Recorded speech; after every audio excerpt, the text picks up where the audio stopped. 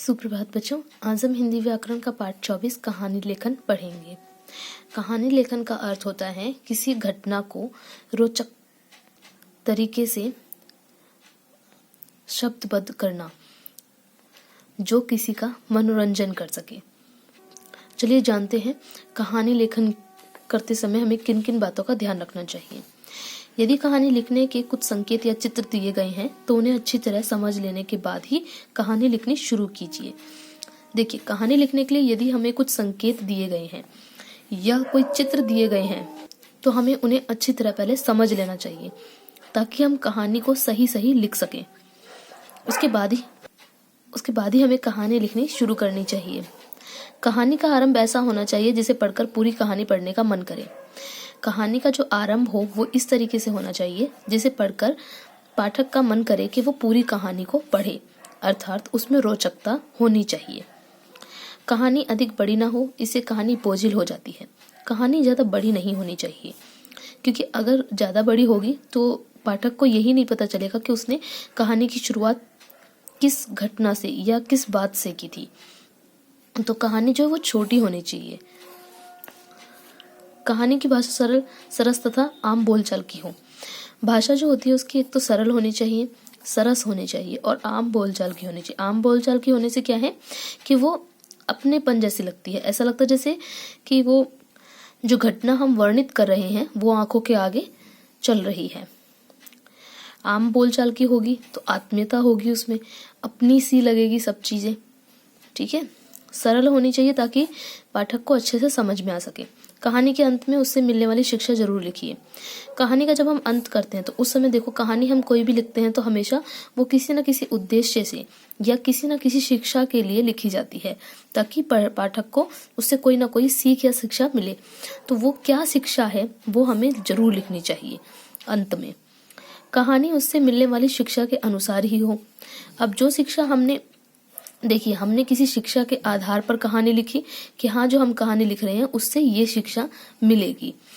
तो जो कहानी है, हम जो शिक्षा उसमें दे रहे हैं कि ये इस कहानी, जैसे हम लिखते हैं ना शिक्षा, ये शिक्षा करके और फिर उसमें लिख देते हैं जो भी बात हमें लिखनी होती है, तो उसी के अनुसार ही पूरी कहानी होनी चाहिए। ठीक है, दी गई कहानियों को पढ़िए। चलिए अब हम कहानियों को पढ़ के देखते हैं कि कहानी लेखन करते समय कहानी किस प्रकार की होनी चाहिए। सबसे पहले हम ये वाली कहानी को पढ़ते हैं। शीर्षक है लालच का परिणाम। अब देखो, शीर्षक ऐसा होना चाहिए जिसे देखते के साथ ही मन आकर्षित हो जाए कि हमें ये और पढ़ना है, हमें इस कहानी को पढ़ना है।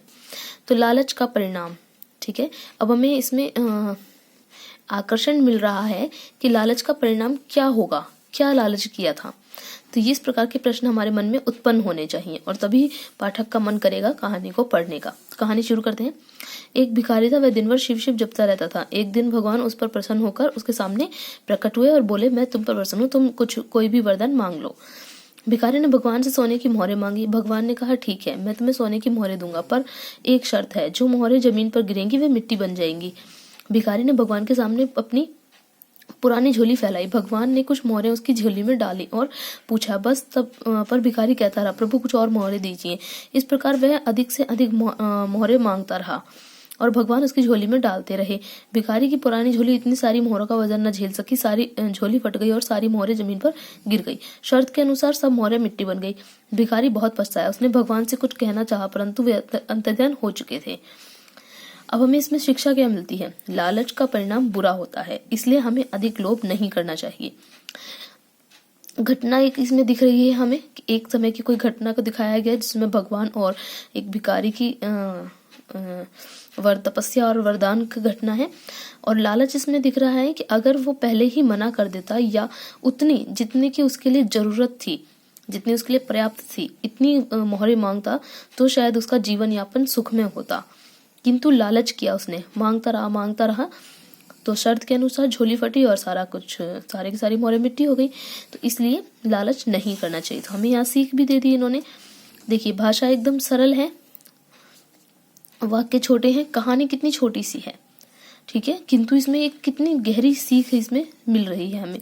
कहानी छोटी सी है, ज्यादा बड़ी नहीं है, वाक्य हैं छोटे छोटे हैं, भाषा एकदम सरल है, सरस भाषा है, आसानी से समझ में आ रही है और आम बोलचाल की है। जैसे देखो, ठीक है, मैं तुम्हें सोने की मोहरें दूंगा, पर एक शर्त है, जो मोहरें जमीन पर गिरेंगी वे मिट्टी बन जाएंगी। ठीक है, अब इन्होंने कितने मतलब जैसा हम आम बोलचाल में जैसा हम बोलते हैं ठीक वैसा ही इसमें लिखा हुआ है। ठीक है, तो आत्मीयता लगती है कि हाँ सच में ऐसा सा हुआ होगा। तो इस प्रकार कहानी लेखन होता है। देखिए, अभ्यास में मैं आपको सिर्फ ये उदाहरण के तौर पे समझा रही हूँ, ये आपका अभ्यास गृह कार्य नहीं है, वो जो होगा वो मैं आपको बताऊंगी। ये है, देखिए, ये होते हैं बिंदु, जिन्होंने बोला संकेत बिंदु के आधार पर। तो ये संकेत बिंदु के आधार पर आपको कहानी लिखनी होती है। जैसे गडरिये का जंगल में भेड़ बकरियां चराने जाना। ठीक है, पेड़ पर चढ़कर चिल्लाना, बचाओ बचाओ शेर आया, गांव वालों का दौड़कर आना, गांव वालों का मजाक उड़ाना, एक दिन सचमुच शेर का आना, लड़के का चिल्लाना, किसी का उस पर विश्वास न करना, शेर कुछ भेड़ बकरियों को मार डालना और फिर अंत में सीख। ठीक है, तो इसको हम अन्य शब्दों को जोड़ करके एक कहानी बनाएंगे। जैसे एक गांव में एक गडरिया रहता था। एक दिन वह जंगल में भेड़ बकरियों को चराने गया। उसकी मजाक करने की आदत थी। एक दिन वह पेड़ पर चढ़कर चिल्लाने लगा, बचाओ बचाओ शेर आया। गांव वाले उसकी इस प्रकार की पुकार सुनकर दौड़े दौड़े चले आए। गांव वालों का आता देख उसने जोर जोर से हंसना शुरू किया और गांव वालों का मजाक उड़ाने लगा। एक दिन सचमुच शेर आ गया। लड़का जोर जोर से चिल्लाता रहा, पर किसी ने भी उसका विश्वास न करा। शेर कुछ भेड़ बकरियों को मारकर खा गया। अंत में हम सीख देंगे कि सीख ये मिलती है कि हमें कभी झूठ नहीं बोलना चाहिए, या फिर हमें कभी बार बार झूठ बोलकर किसी का मजाक नहीं उड़ाना चाहिए। अधिक झूठ बोलने पर लोग हमारा विश्वास करना बंद कर देते हैं। ठीक है, इसी प्रकार ये कुछ चित्र होते हैं। ये देखिए, इस तरह से चित्र होते हैं। उन चित्रों को आधार बना के हमें कहानी का निर्माण करना होता है। तो मैंने आपको ये बता दिया है कहानी का निर्माण हमें किस तरह से करना है, कहानियां लिखते समय हमें किन किन बातों का ध्यान रखना चाहिए। तो आप आराम से कहानी का निर्माण कर सकते हैं। किंतु फिर भी अगर कहानी लेखन में आपको कोई दिक्कत आती है तो मुझे व्हाट्सएप पे मैसेज करके पूछ सकते हैं।